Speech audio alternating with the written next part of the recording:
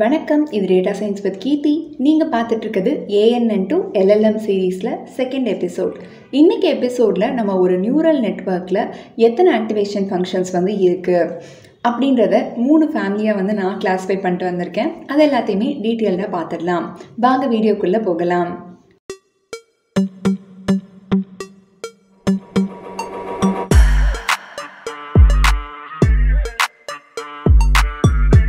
Activation functions பற்றி குட்டியாக ஒரு ஃப்ளாஷ்பேக் பார்த்துட்டு வந்துடலாம்.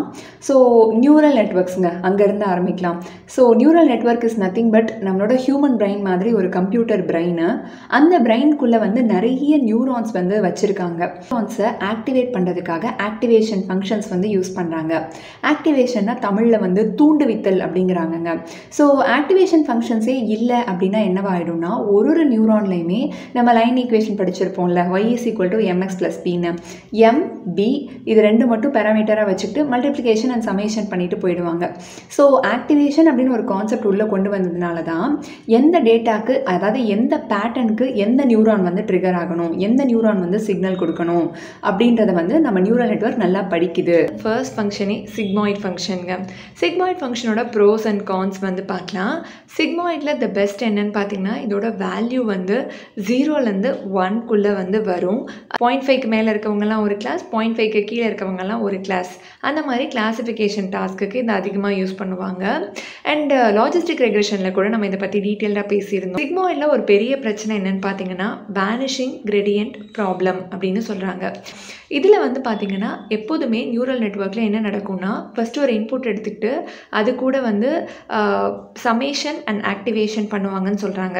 சமேஷன் இஸ் நத்திங் பட் அந்த y = mx + bயில் பண்ணுற சமேஷன்.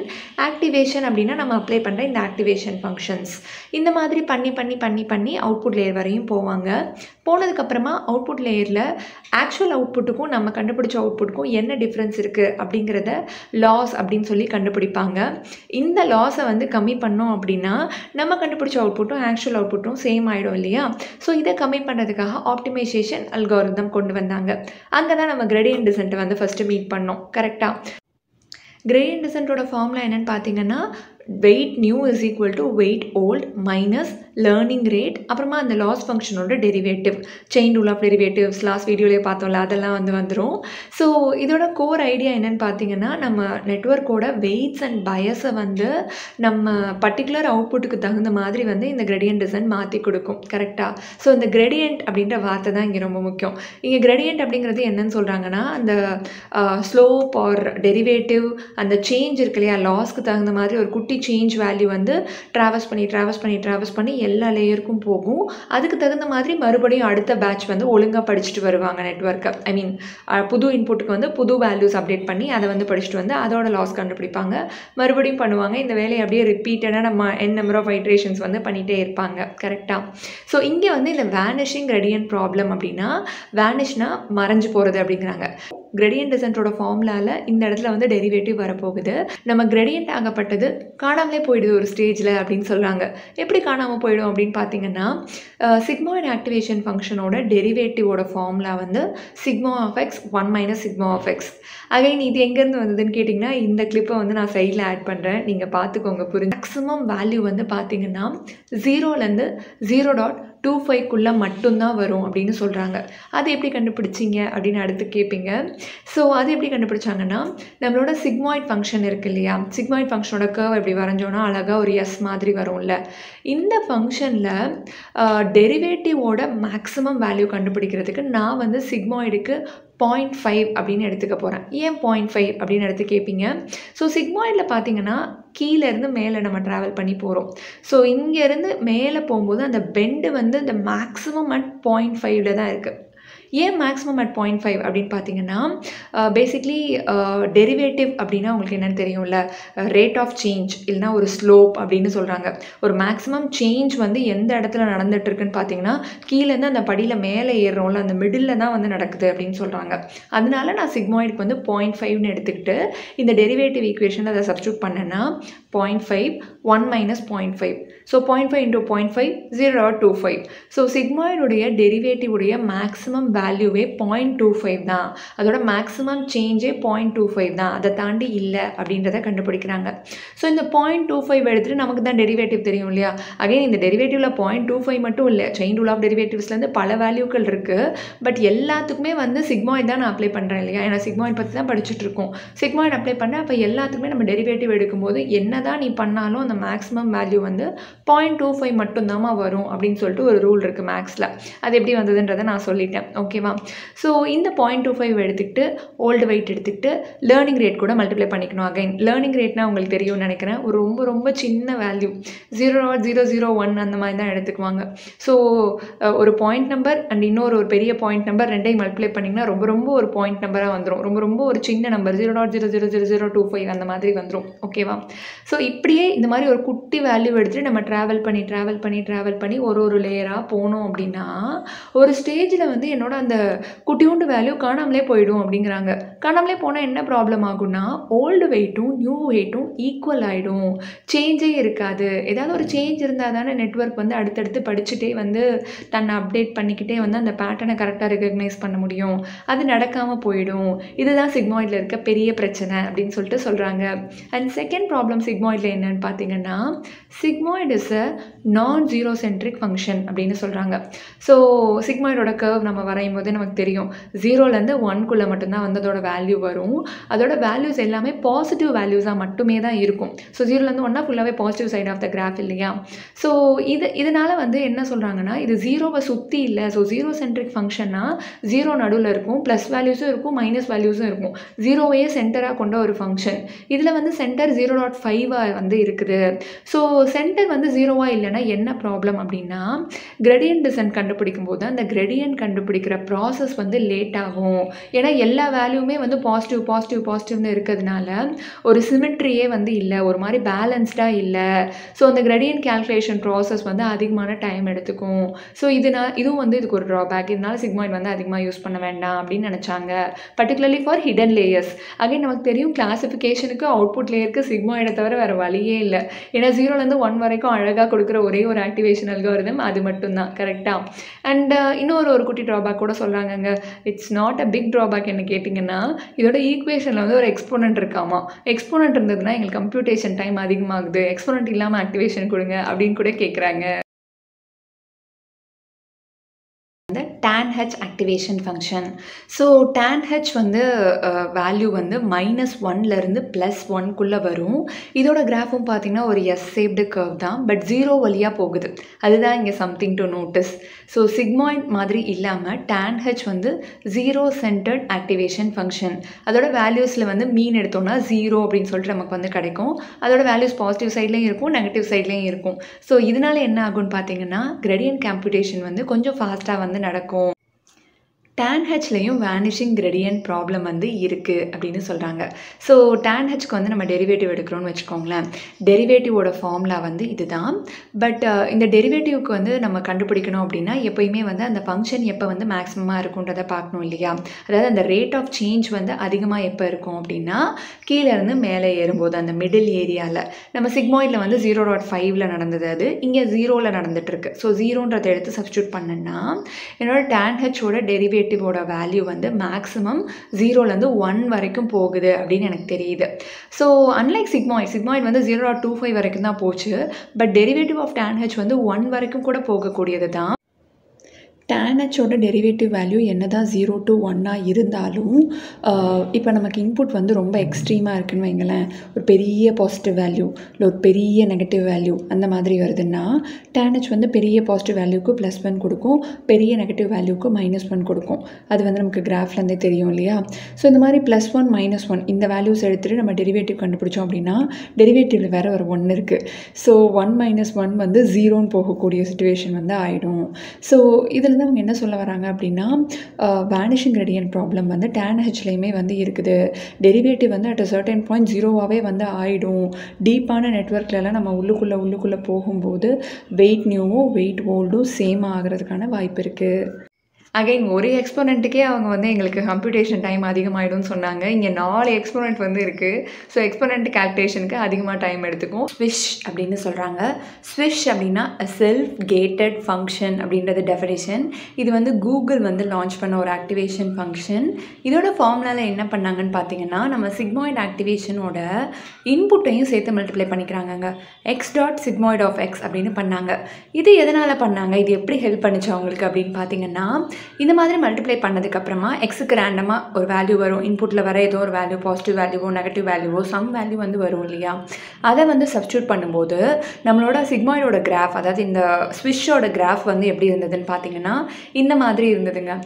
ஸோ இப்போ வந்து பார்த்திங்கன்னா நம்மளோட வேல்யூஸ் வந்து பாசிட்டிவ் சைடில் மட்டும் இல்லை, நல்லா பார்த்திங்கன்னா நெகட்டிவ் சைட்லேயுமே இங்கே நிறைய வேல்யூஸ் இருக்குது. ஏன்னா இன்புட்டோட வேல்யூ வந்து நெகட்டிவாக இருக்கும்போது ஆப்வியஸாக நெகட்டிவ் சைடுக்கு போயிடும் இல்லையா? ஸோ நம்மளோட ஃபார்முலா வந்து ஒரு ஜீரோ சென்ட்ரிக் ஃபங்க்ஷனாக மாறிடுச்சு. Sigmoid was not a zero centric function. ஸ்விஸ்ஸில் வந்து ஜீரோ சென்ட்ரிக் ஃபங்க்ஷனாக எக்ஸோட மல்டிப்ளை பண்ணி மாற்றிட்டாங்க. அண்ட் ஒன் மோர் விஷயம் என்னென்னு பார்த்தீங்கன்னா, this is not a monotonic function அப்படின்னு சொல்கிறாங்க. மோனோடானிக் ஃபங்க்ஷன் அப்படின்னா என்னென்னு பார்க்கலாம். மோனோடானிக் ஃபங்க்ஷன்னா சும்மா அப்படியே முட்டுக்கிட்டத்தனமாங்க ஒரேடியாக இன்க்ரீஸ் ஆகிட்டே இருக்கும், இல்லை ஒரேடியாக டிக்ரீஸ் ஆகிட்டே இருக்கும். அந்த மாதிரி ஃபங்க்ஷன்ஸ் எல்லாம் மோனோடானிக் ஃபங்க்ஷன். மோனோனா ஒன்று இல்லையா, ஏதோ ஒரு வேலை மட்டும்தான் பண்ணும், அந்த மாதிரி இருக்கிறதுலாம் மோனோடானிக் ஃபங்க்ஷன்னு சொல்லுவாங்க. நான் மோனோடானிக் ஃபங்க்ஷன்னா அப்படியே ஆப்போசிட்டாக ஏறிட்டே இல்லாமல் இறங்கிட்டே இல்லாமல் அப்படியே ஜிக்ஸாக்காக இருக்குது. அந்த மாதிரி ஃபங்க்ஷன்ஸ் எல்லாமே நான் மோனோடானிக் ஃபங்க்ஷன்ஸ்னு சொல்லுவாங்க. இந்த ஸ்விஷ் ஃபங்க்ஷனும் ஒரு நான் மோனோடானிக் ஃபங்க்ஷன் தான். ஒரேடியாக இன்க்ரீஸ் ஆகிட்டே இல்லாமல் நெகட்டிவ் சைடில் பார்த்தீங்கன்னா கொஞ்சம் டிப் ஆகிட்டு அப்புறமா இன்க்ரீஸ் ஆகுது. ஸோ இட் இஸ் அ நான் மோனோடானிக் ஃபங்க்ஷன் அப்படின்னு சொல்கிறாங்க.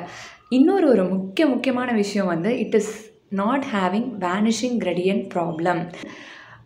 இந்த டெரிவேட்டிவில் வந்துட்டு இப்போ இன்னொரு ப்ராப்ளம் என்னென்னா, இதுக்கு முன்னாடிலாம் நம்ம என்ன பண்ணோன்னா இந்த ஈக்குவேஷன் வந்து மேக்ஸிமமாக வந்து 0.5ல் இருக்கும், 0ல் இருக்கும் அப்படின்னு சொல்லிட்டு சொல்லிடுவோம். பட் இதில் வந்து இன்புட் வேல்யூவை டிபெண்ட் பண்ணி தான் இருக்கும் இல்லையா? ஏன்னா என்ன பண்ணாலும் அந்த எக்ஸோட வேல்யூ என்னன்னு வருதோ அதை பொறுத்து தான் வந்து நம்ம சொல்ல முடியும். பட் இந்த கிராஃபை வச்சு குத்துமதிப்பாக என்ன சொல்கிறாங்கன்னா, ஸ்விஷ் வந்து ஒரு 1.5ன்னு இருக்கும்போது மேக்ஸிமமாக இருக்குது, அந்த சேஞ்ச் வந்து ரேப்பிடாக நடக்குது அப்படின்ற மாதிரி அவங்களா எடுத்துக்கிறாங்க.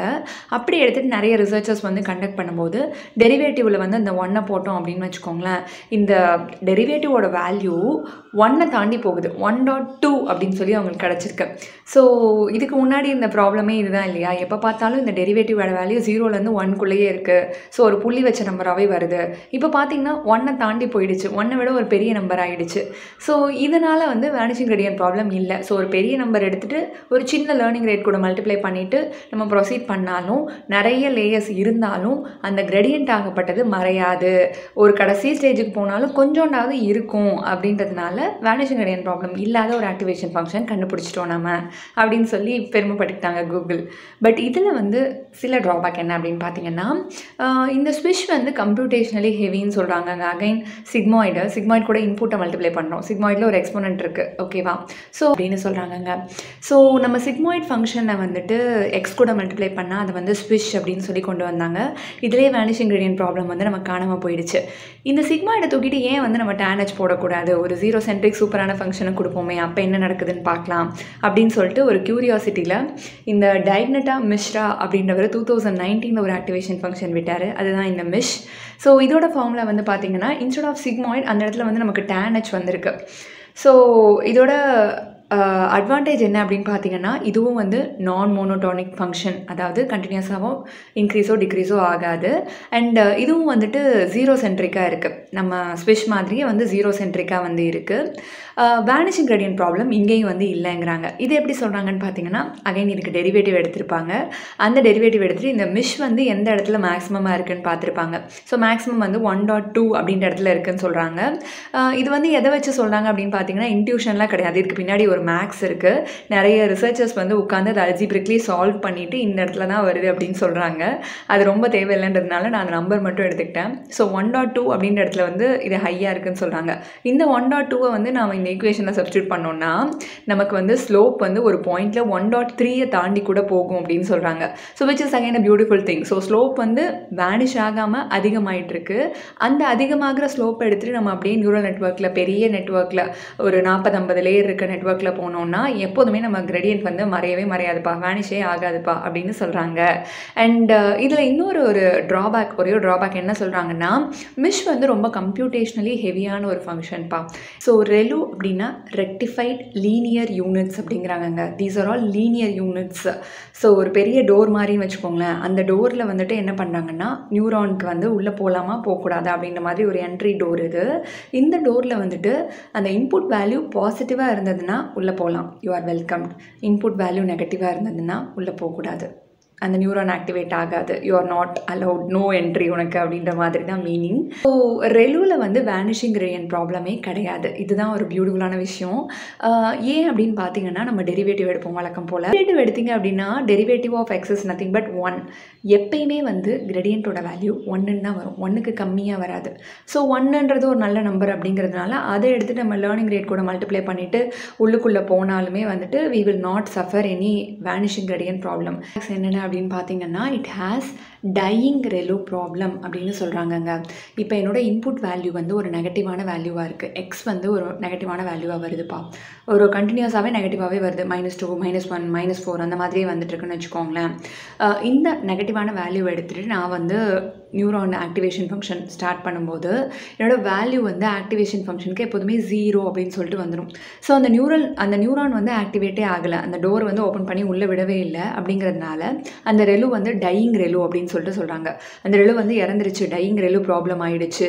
ஒரு பெரிய நெட்வொர்க்கில் நம்ம தப்பாக ஒரு வெயிட் இனிஷியலைசேஷனோ இல்லை நம்ம இன்புட் வேல்யூஸில் நிறைய நெகட்டிவ் ஃபீச்சர்ஸோ இருக்குது அப்படிங்கிறப்போ ரெலு ஆக்டிவேஷன் ஃபங்க்ஷன் யூஸ் பண்ணிட்டு இருந்தோம் அப்படின்னா நிறைய நியூரான்ஸ் வந்து இன்ஆக்டிவாக இருக்கிறதுக்கான வாய்ப்பு இருக்குது. ஸோ லேர்னிங் வந்து நடக்கவே நடக்காதுல்ல ஒழுங்கா அப்படின்னு சொல்கிறாங்க. அண்ட் இன்னொரு ப்ராப்ளம் என்னென்னு பார்த்தீங்கன்னா, இதுவும் வந்து நான் ஜீரோ சென்ட்ரிக் ஃபங்க்ஷன் அப்படின்னு சொல்கிறாங்க. ஸோ கிரேடியன்ட் கண்டுபிடிக்கிறதுக்கு கொஞ்சம் வந்து டைம் ஆகலாம். பட் உள்ள இன்னொரு ப்ராப்ளம் இருக்குது, அது என்னென்னு பார்த்தீங்கன்னா, இட் இஸ் ஆல்சோ அ நான் ஜீரோ சென்ட்ரிக் ஃபங்க்ஷன் அப்படின்னு சொல்கிறாங்க. ஸோ நான் ஜீரோ சென்ட்ரிக் ஃபங்க்ஷனாக இதோட வேல்யூஸ் வந்து மேக்ஸிமம் ஆஃப் 0, x அப்படி தான் சொல்கிறாங்க இல்லையா. அதோட வேல்யூ வந்து எப்போதுமே வந்து பாசிட்டிவாகவே வந்துட்டுருக்கோம். அப்படிங்கிறதுனால நம்ம கிரேடியன்ட் டிசைன் கண்டுபிடிக்கும் போது நம்மளோட வெயிட்ஸ் வந்து அப்டேட் பண்ணுறோம் இல்லையா, அதுவும் வந்து நிறைய பாசிட்டிவ் வேல்யூவாகவே வந்துட்டுருக்கும். ஸோ எல்லாமே பாசிட்டிவாக இருக்குது அப்படின்னா கன்வர்ஜன்ஸ் வந்து ரொம்ப ஸ்லோவாக இருக்கும். லீக்கி ரெலு அப்படின்னு சொல்கிறாங்கங்க. இதில் வந்து என்ன பண்ணாங்கன்னா, ஸோ நெகட்டிவ் வேல்யூவாக இருந்தால் நான் அதை கேட்டை திறந்து உள்ளவே விடாமல் வெளியே வச்சதான ப்ராப்ளம், அது வேண்டாம், கொஞ்சமாக மட்டும் கதவை திறக்கிறேன் அப்படின்னு சொல்கிறாங்கங்க. ஸோ இதுக்காக என்ன பண்ணுறாங்கன்னா, இன்புட் வந்து நெகட்டிவாக இருக்கும்போது ஆல்ஃபான்னு ஒரு பேராமீட்டர் கொண்டு வராங்க. அந்த ஆல்ஃபா வந்து இன்புட் கூட மல்டிப்ளை பண்ணிவிட்டு அதை வந்து உள்ளே விடலாம் அப்படின்னு சொல்கிறாங்க. அந்த ஆல்ஃபாங்கிறது ஒரு ஹைப்பர் பேராமீட்டர் 0.01 001 அந்த மாதிரி நம்ம டியூன் பண்ணி கண்டுபிடிக்கணும். பட் ஸ்டில் 0க்கு இது வந்து எவ்வளவோ பெட்டர். 0ன்னு இருந்தால் தான் அந்த நியூரான் கம்ப்ளீட்டாக இன்ஆக்டிவாக டெட் ஆகிடுது அப்படின்னு சொல்லிட்டு சொல்கிறாங்க. ஸோ ரெலுவோட வேரியண்ட் அப்படிங்கிறதுனால லீக்கி ரெலுலையுமே நமக்கு வந்து வேனிஷிங் கிரேடியன்ட் ப்ராப்ளம் வந்து இருக்காது. இதுக்கு கூட வந்துட்டு என்ன பண்ணுவாங்கன்னா 0.01 அப்படின்ற வேல்யூவால் மல்டிப்ளை பண்ணுறதுனால கம்ப்ளீட்லி இன்ஆக்டிவ் ஆகாது அந்த நியூரான். அந்த நியூரானில் ஏதோ ஒரு சின்ன வேல்யூவாவது இருந்துக்கிட்டே தான் இருக்கும். ஸோ டையிங் ஆகாது. அந்த ரெலு வந்து அந்த ஆக்டிவேஷன் ஃபங்க்ஷன் வந்து கம்ப்ளீட்லி 0 ஆகி அந்த நியூரானே வந்து இன்ஆக்டிவ் ஆகாது. ஏதோ குட்டி ஃப்ளோ வந்து அங்கே இருந்துகிட்டே தான் இருக்கும். ரேண்டமைஸ்டு ரெக்டிஃபைட் லீனியர் யூனிட்ஸ், இது வந்து நம்ம லீக்கி ரெலுவோட அக்கா மாதிரிங்க.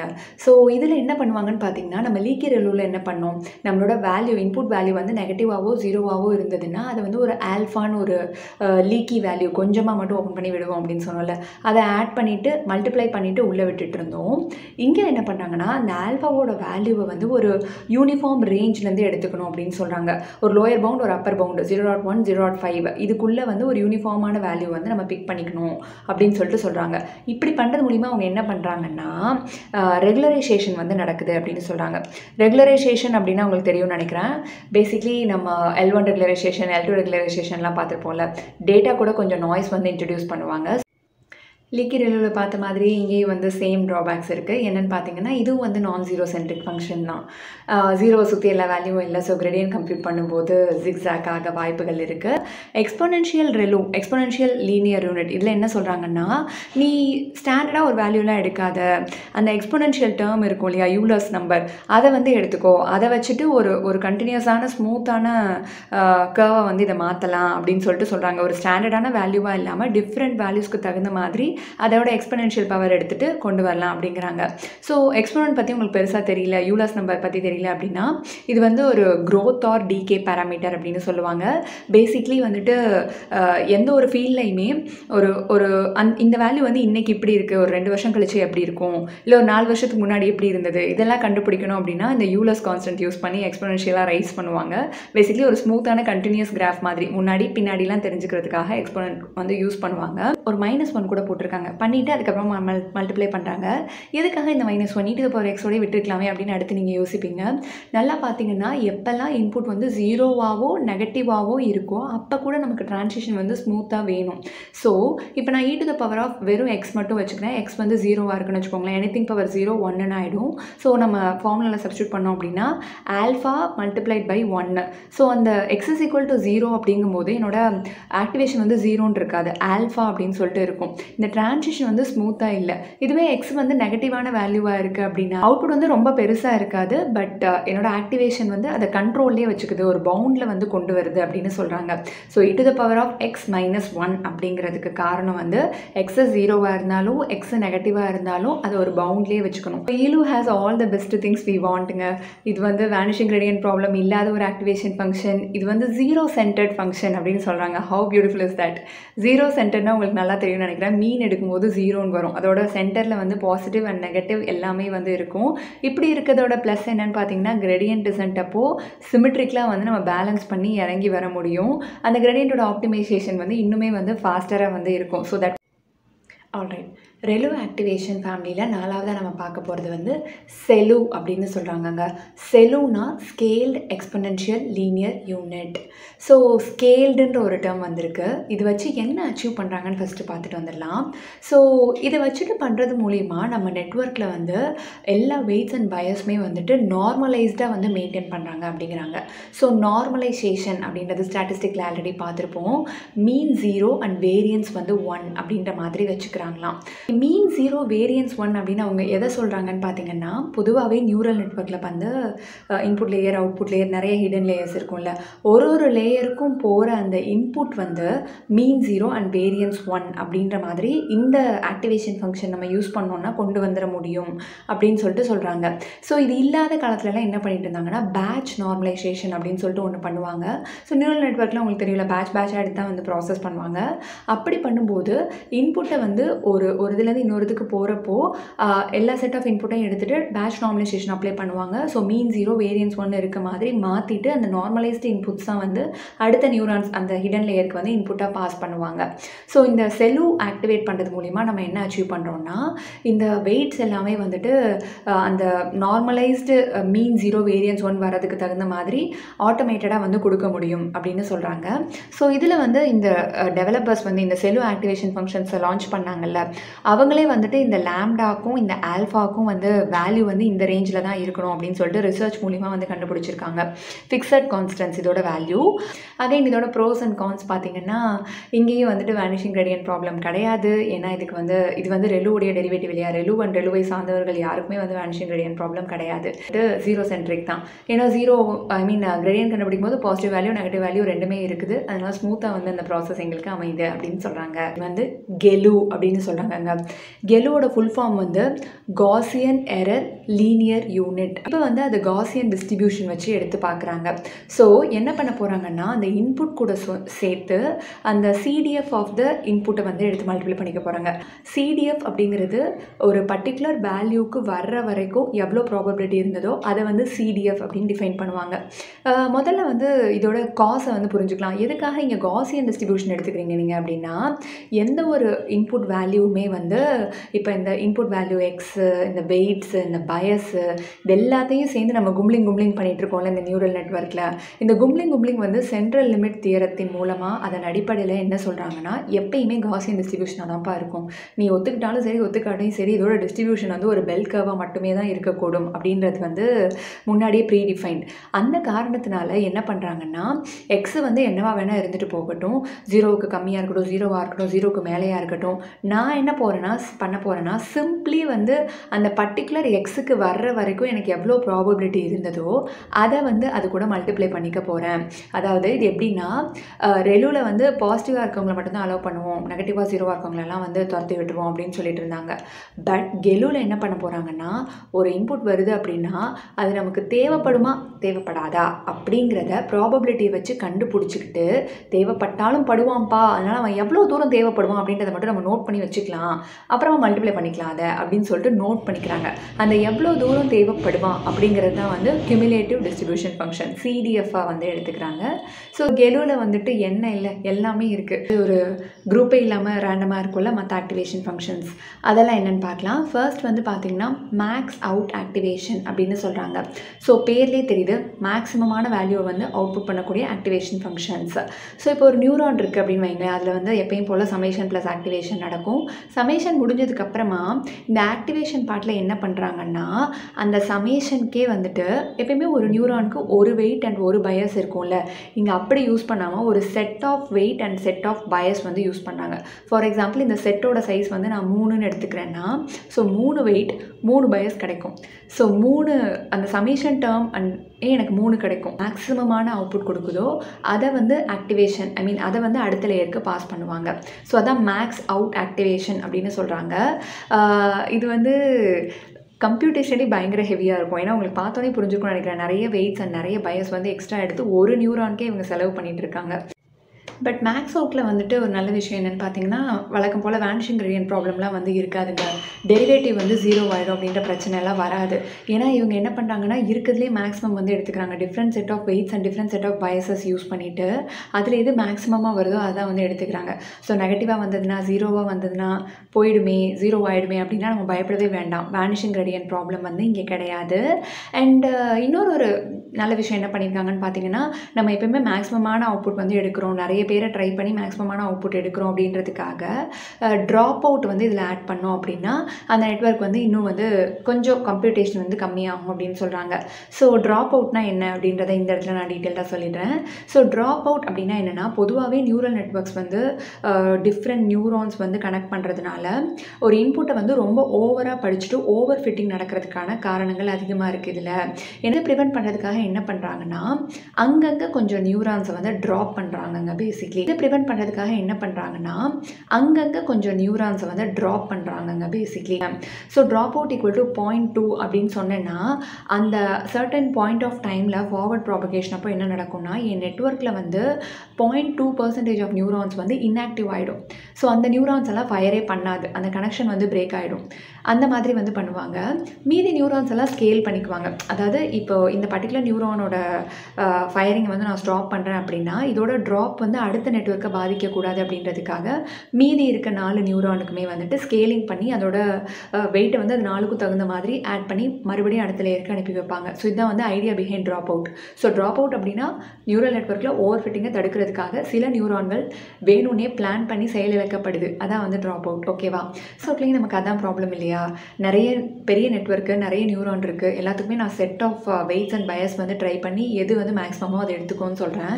ஸோ இது வந்து எல்லா நியூரானுக்கும் பண்ணுறதுக்கு பதிலாக நம்ம ட்ராப் அவுட் ஆட் பண்ணிவிட்டு அதுக்கப்புறமா பண்ணோன்னா கம்ப்யூட்டேஷன் வந்து கொஞ்சம் கம்மியாகும். பட் ஸ்டில் வந்து இது ரொம்ப மெமரி ஹெவியான ஒரு ப்ராசஸ் தான். ஸோ அதிகமாக இப்போ யாரும் யூஸ் பண்ணுறதில்லை. நெக்ஸ்ட் நம்ம பார்க்க போகிற ஆக்டிவேஷன் ஃபங்க்ஷன் வந்து softmax activation function. So இது வந்து பர்டிகுலர்லி இந்த மல்டி கிளாஸ் கிளாஸிஃபிகேஷன் ப்ராப்ளம்லலாம் அவுட்புட் லேயரில் வந்து அதிகமாக யூஸ் பண்ணுறாங்கங்க. So multi class classification problem இதோட ரெக்குயர்மெண்ட் என்னென்னு பார்த்தீங்கன்னா, அவுட்புட் எல்லாமே வந்து ப்ராபபிலிட்டியாக இருக்கணும் அண்ட் அந்த ப்ராபபிலிட்டியோட சம் வந்து ஈக்குவல் டு 1 இருக்கணும் அப்படின்னு சொல்லிட்டு சொன்னாங்க. ஸோ இதுதான் வந்து ஜென்ரலான ரூல். ஸோ பட் நமக்கு இப்போ அவுட்புட் லேயரில் வந்துட்டு வேறு ஏதாவது நம்பர்ஸ் மாதிரி வருது அப்படின்னு வச்சுக்கோங்களேன்.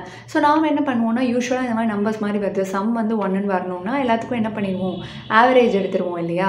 ஆனால் நெகட்டிவ் வேல்யூஸ் இருக்குது அப்படின்னா அதுக்கு நம்ம ஆவரேஜ் எடுத்துகிட்டு ஆவரேஜால் டிவைட் பண்ணி பண்ணோம் அப்படின்னா அது வந்து கரெக்டாக வரல. ப்ராபபிலிட்டியாக இருக்குது, பட் ப்ராபபிலிட்டியோட சம் வந்து ஈக்குவல் டு 1 வந்து வரல.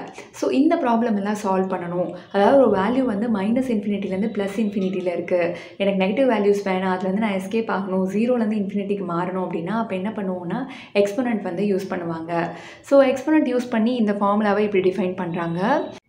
ஸோ சிக்மாய்டும் வந்து உங்களுக்கு தெரியும் கிளாஸிஃபிகேஷனில் வந்து யூஸ் பண்ணுவாங்க அவுட்புட் லேயரில். பட் சிக்மாய்டில் வந்து என்னென்னு பார்த்தீங்கன்னா ஒரு கிளாஸ்க்கும் இண்டிபெண்ட்டான ப்ராபபிலிட்டி வந்து கிடைக்கும். நம்ம சாஃப்ட் மேக்ஸ் யூஸ் பண்ணும்போது எல்லாத்தையுமே எடுத்துக்கிட்டு அதை ப்ராபபிலிட்டி ஈக்குவல் டு 1 அப்படின்னு இருக்க மாதிரி வந்து கொண்டு வந்துடுவாங்க. அண்ட் சாஃப்ட் மேக்ஸ் பற்றி இன்னும் சில விஷயங்கள் பார்க்கணும்னா இதுவும் வந்து நான் ஜீரோ சென்ட்ரிக் ஃபங்க்ஷன் தான். ஸோ கிரேடியன்ட் கம்ப்யூட் பண்ணும்போது இட் இஸ் கொஞ்சம் டைம் கன்சியூமிங்காக இருக்கும். ஸோ ஹிடன் லேயர்ஸ் இருக்காங்க இல்லையா, அந்த ஹிடன் லேயர்ஸ்க்கு வந்து கண்டிப்பாக வேனிஷிங் கிரேடியன்ட் ப்ராப்ளம் இருக்கவே கூடாதுங்க.